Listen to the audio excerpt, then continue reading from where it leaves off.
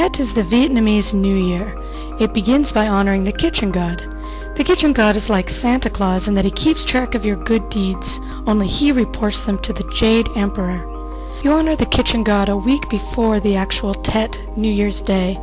You burn offerings and you release a fish into the water that the kitchen god can ride up to the heavens on, and you also enjoy really good Tet food. Tet is also a time for making your house and surroundings beautiful. Hanoi's flower market is near my house, and it's busy all year round, but it's especially busy on the days before Tet. Families spend hours picking out the right flowers for offerings and decorations. I especially love the orchids, lilies, and roses. For Tet, Vietnamese people also buy orange trees, which are a lot like Christmas trees, and everyone has one in their home. Tet is also a time for Vietnamese people to honor their ancestors.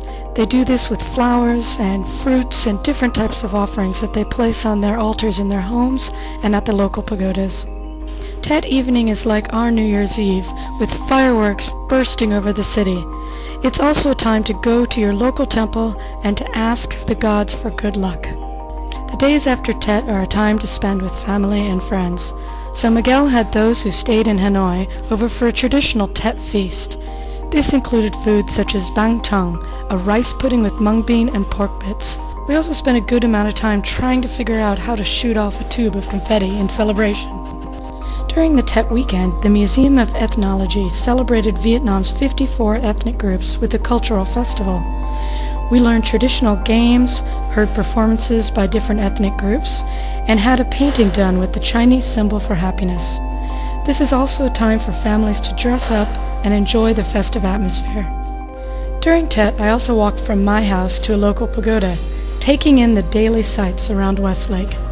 I headed towards Phu Te Ho Pagoda, which is located on a peninsula in the middle of Westlake. It's a popular destination for unmarried people who come on Sundays and the 15th of the month to pray for good fortune. The pagoda is dedicated to the Mother Goddess. Legend has it that in the 17th century, a pretty girl appeared to a fisherman smiling and reciting poetry. Later, people realized it was the Mother Goddess and built the Te Ho Pagoda in her honor. The pagoda is also known as a place to pray for good fortune in business. So as you can imagine in Vietnam, it's quite popular.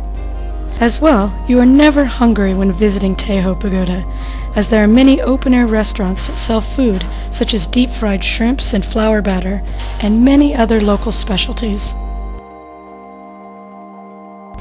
Thank you for coming along on my tour of Tet and enjoying it with me.